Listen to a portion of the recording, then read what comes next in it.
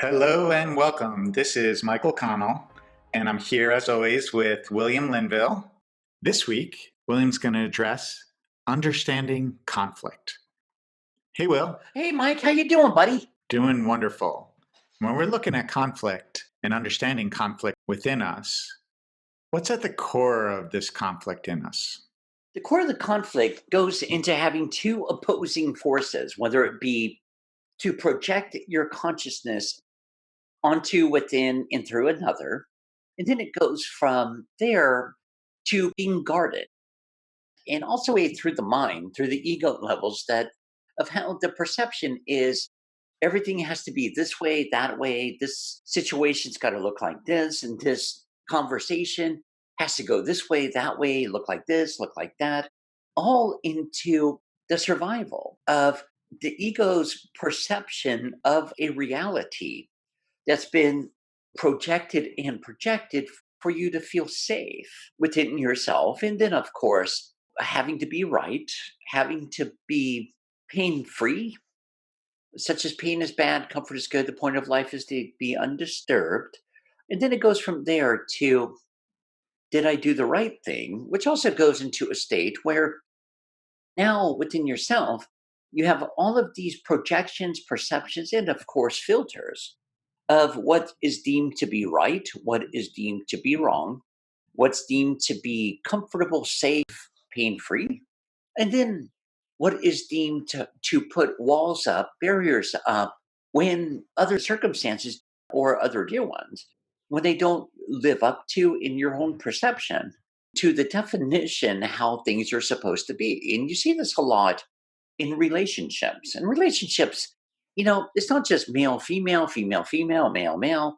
It's your relationship, number one, with yourself, number two, with your body, number three, with your mind, and then branching out into relationships with your body in the world, your mind in the world, you in the world, and your relationship with the outside world of what you've deemed to be reality, what you've deemed to be 2 plus 2 equals 4, and that's the only way there is. And then a dear one or situation, maybe some sort of buildup in your body where things have been repressed, suppressed, and put into all these different forms and boxes within yourself to be a this, be a that, be a that, be a that, be safe, be not safe, be fearful. And then you get into the fight and flight reactions and responses. The adrenals get pumping, the endorphins in the brain get pumping, and the sirens go off, and you perceive it to be a challenge or more so a threat to your perceptional belief, to your perceptional safety within yourself. And it begins to become more of a contrast of how you feel versus what is safe, what has been so filtered subconsciously and consciously. And you've already projected all these perceptual outcomes. If things don't fit into a box, they're, quote, wrong, and then projected onto the dear one outside of yourself to, of course, changing them to better accommodate your perceptual beliefs, your perceptual identities, to where you get into these conflicts, these constructs, where you start to create two opposing forces, your will or another's will. And then you go from there to the sirens are going on, and where you start to lock horns because the situation, the dear one, whatever it may be, is not adding up to what you've perceived to be safe and be a reality for yourself. Such as if my bride or husband or whatever it may be, or even animals, my pets, they got to be like this, they got to look like that, they got to behave like this, and all this other stuff so that I feel safe, so that I feel comfortable. We start to look at that and say, well, because that's a real me sort of construct. And now we look at it and say, well, what if we just let the pets, the animals, be the animals? What if we just let our partner, maybe employer, our relationship with finances, on and on? What if we don't make it good, we don't make it bad? What if we really just let it be what it is? Because even in the whole enlightenment community, empowerment community, there's so many underlying attributes that now I'm the alpha and the omega, everything around, on and on, is less than oneself. And so it's another backdoor to the ego structures of being safe and being in control until none of it matches up. And then we're right back full circle back to your perceivable comfort zone, and then all the judgments that have been identified with, perceived, to start to play with what is reality, what is not a reality, what is true, what is not true. And then once again, letting the world be the world.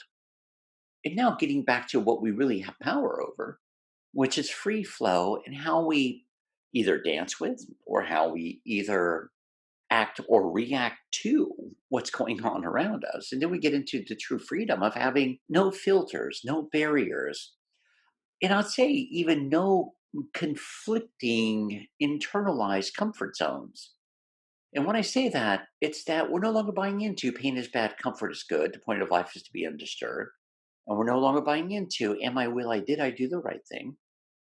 And we're opening and opening to where eventually, regardless of what it is, we're able to have that healthy whole and completeness within ourselves to where everything is comfortable, if we're going to use that word, or everything just is.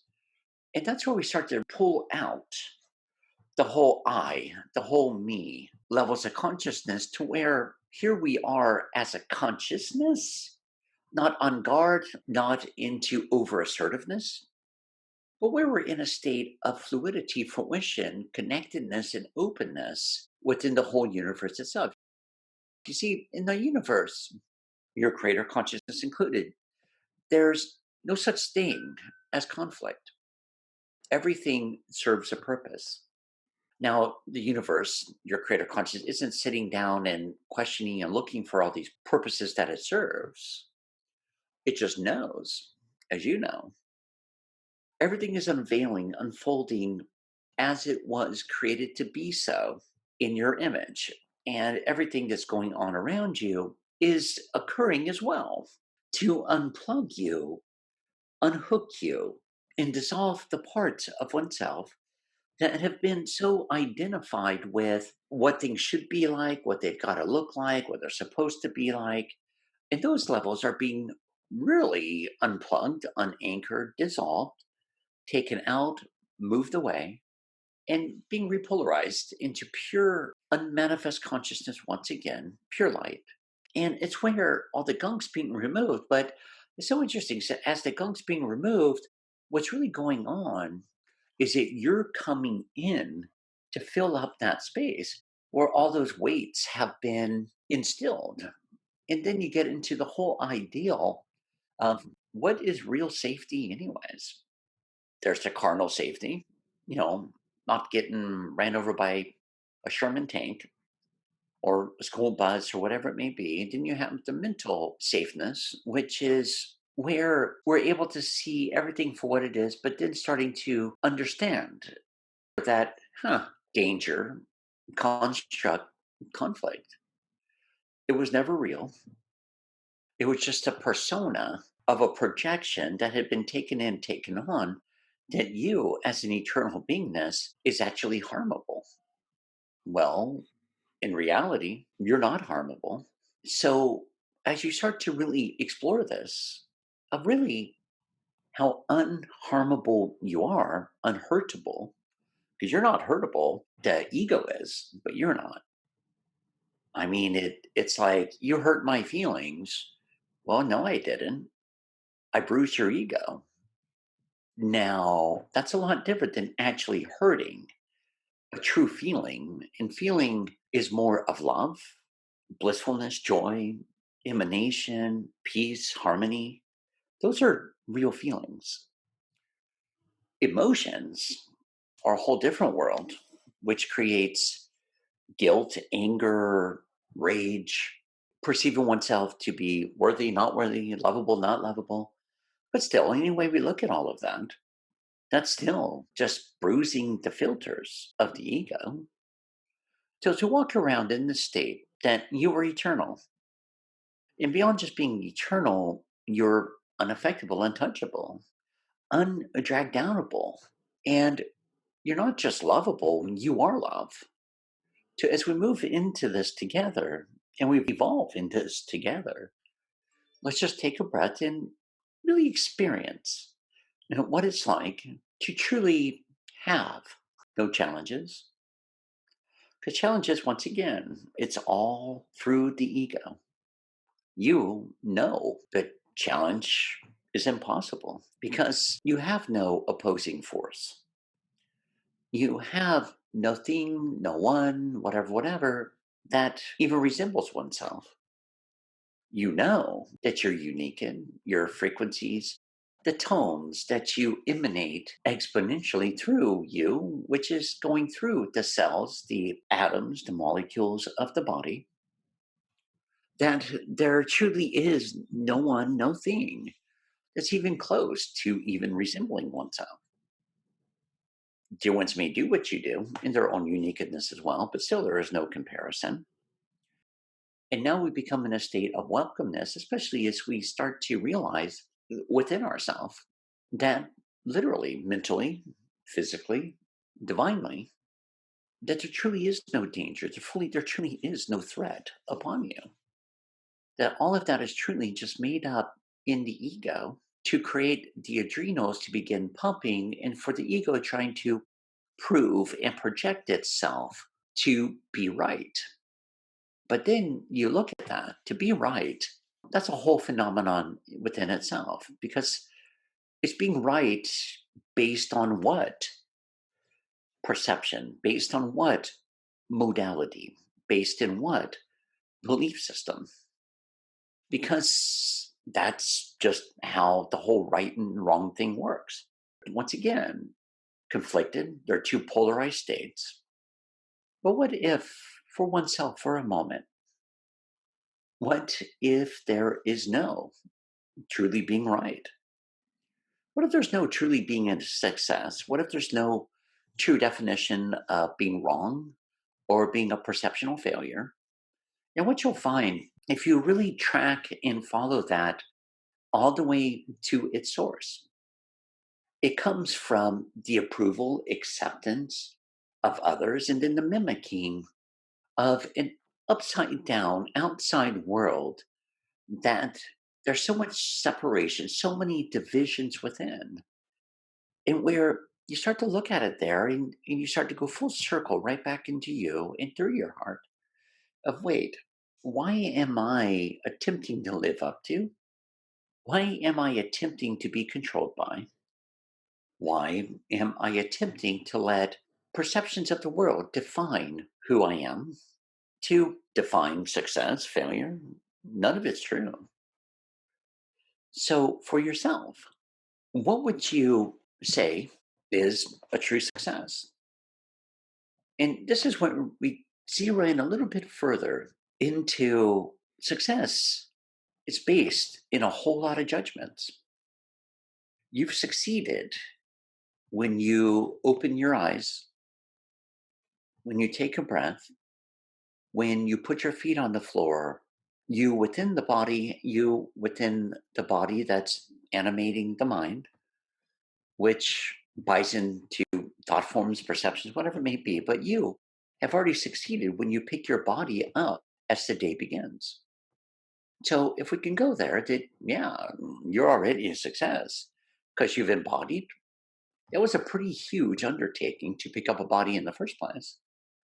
But now you got out of bed, and now, all right, I welcome in all the gifts that they has to offer and higher levels, which once again is the higher vibratory levels of love, of light that you are.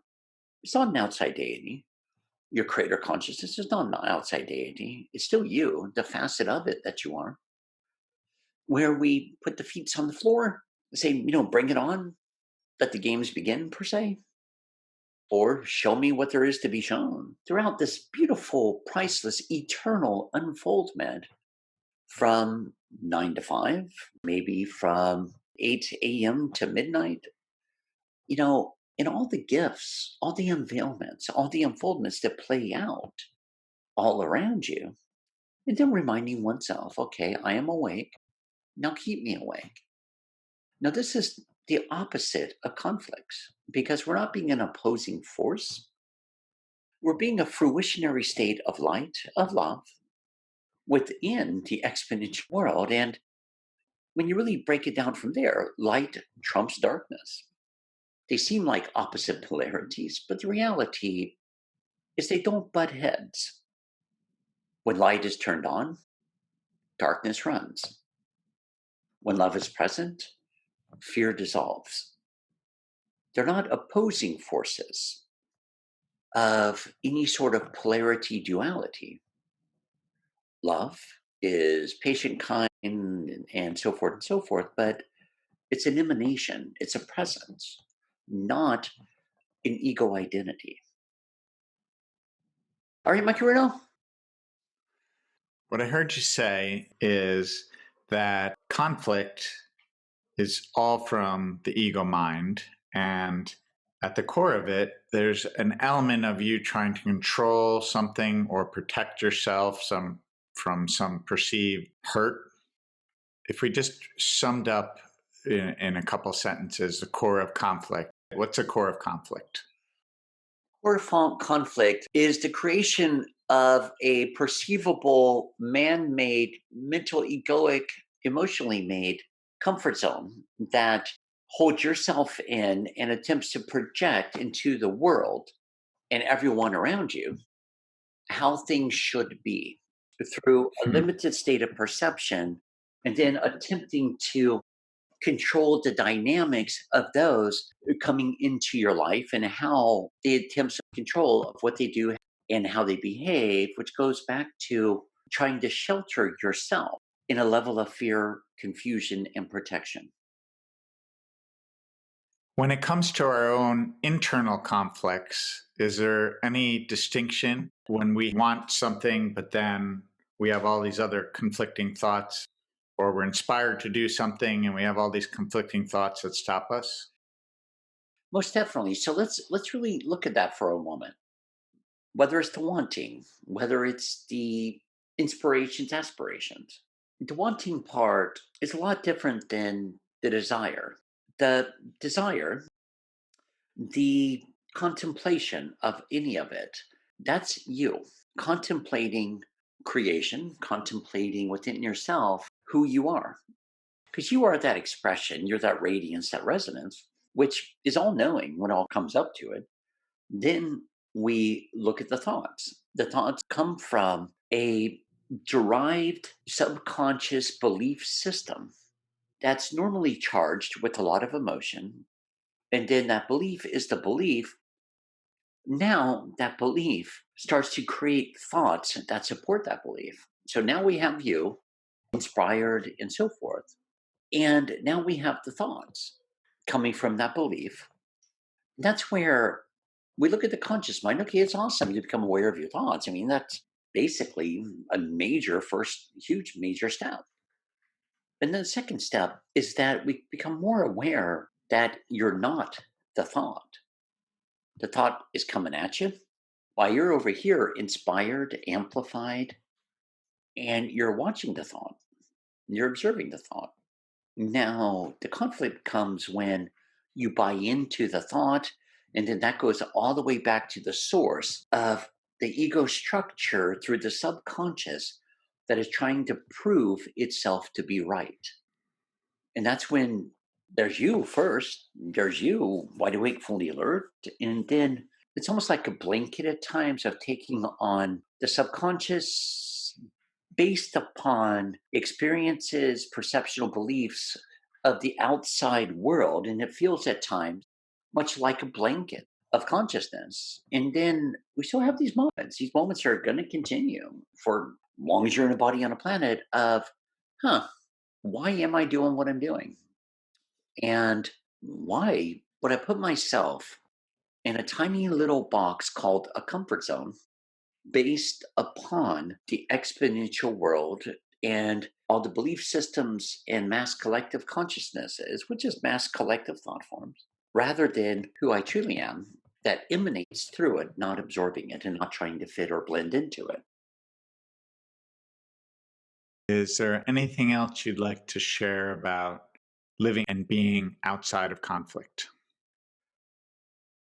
It's just basically that when you're going with the two opposing forces, really stepping back for a moment, that you're feeling great as within yourself inside of the body with the mind on this planet, but then really asking yourself, is this opposing force really so important to take myself away from myself? Is there really any purpose, or does it serve any purpose to stop, duck and roll, put on the Viking helmet with the horns to go head to head with an ego versus an ego?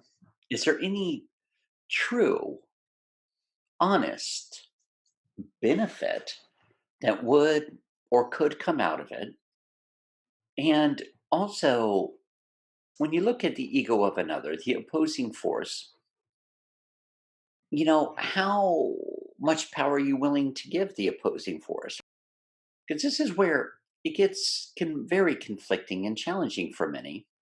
It's as if they can address that opposing force, if that opposing force can start to accept them, then they can all of a sudden start to feel okay about themselves. Well, that's still all ego stuff. Are we really willing to put our worthiness, our value, the love that you are, into the hands of another, the opposing force, to attempt to get their approval so that eventually, if you have their approval, then you can feel safe and good about oneself? Well, what about if we just go back for a moment and just be, feel, receive, accept that love of oneself, even your own personal uniqueness, importance, because without you,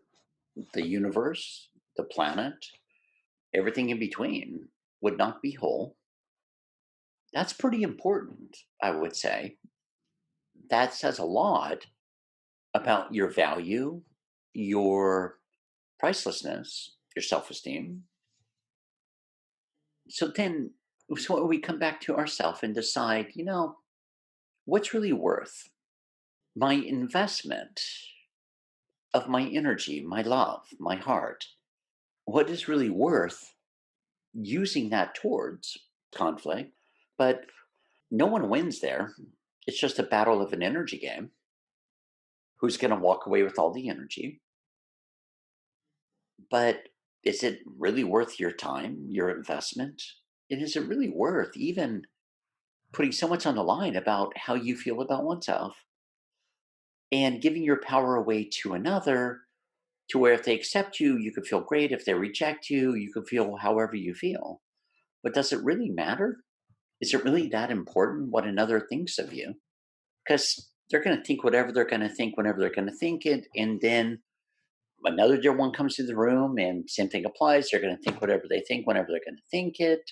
And then if you're in a crowded room, now we're really going berserk because everyone's going to think whatever they're going to think, whatever they're going to think. And everyone's looking around, judging. Because remember, I was tuning into this for a while, and the average, just within the morning hours, let's say from 9 to noon, on the average, for the average dear one in a body on a planet, from the average ego that judges about 398 times before lunch. Now, it's kind of bizarre, right? That's a lot of judgments to try to deflect, defend, and earn the approval by. That's a lot of judgments in which I would say a lot of walls, a lot of defense mechanisms, barriers to attempt to get through. And I'm just talking about one dear one. On the average, is 398 per person before lunch, even more for others to get up earlier. It's a pretty impossible feat to attempt to get the approval of everyone, basing your self esteem upon their approval. basing your worthiness, your lovableness, your good enoughness on another or from an and on another's judgment. So when we step back here and really ask ourselves, what really deserves a response, an action, a reaction? Does any of it deserve it? But then again, within yourself, knowing you are love, you are loved, you are lovable, and you as a presence supersedes and trumps all that other stuff because none of it any longer has a place to hook in, anchor in. No longer does any of it have a space or a place to take up space within your consciousness. If you're at work and your higher ups say you're at this, blah blah blah, you're not this, you're not that. Okay, great. But let's just put that where that belongs. It's not about you. It's about the judgmental opinion of another. I'm all for if I can do a better job, please let me know and I'll sit with it. I'll look at it and feel it out. Then if I can be better, I'll be better or do better or facilitate or teach and blah, blah, blah, better and better. Because it's not about the opinion of another. I took what they shared, I looked at it, contemplated it, and then decided whether it's useful or not useful. If it's beneficial, not beneficial, but not being dragged around hook, line, and sinker of giving your power to another. I mean, how blessed it is to feel better and better about oneself and doing things sometimes different, sometimes more fine tuned. Really, whatever calls to you, and it feels awesome to become. It's kind of like perfecting perfection and fine tuning it, and how blessed it is, and how much fun it is because you're not doing it from an ego, you're doing it from your heart. Wonderful, William. Thank you for all this clarity on conflict and living and being outside of it. And this has been The Relevance of Now. We look forward to connecting with you soon. Namaste.